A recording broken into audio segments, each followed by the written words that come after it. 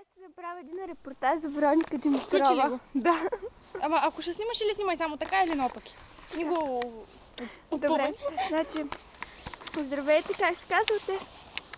Първо викаш репортаж за Вероника и после как се казвате? Добре, това не е ли малумен въпрос, Марина? Да ти знаеш името ми? Ами не, само от 7 години да познавам, нищо повече. Чакай, Трагедия. аз ще се правя на оно момиче. Бяхме с него преди малко. Добре. Значи, аз се казвам Вероника. Тези прави коси съм ги наследила. Те са прави. Не, чакай се на... Веждите са ми наследство от баща ми. Гърдите са ми Наследството на косата ти от дядо ти ли е? Не бих желала да копирам някой. Трагедия ще е.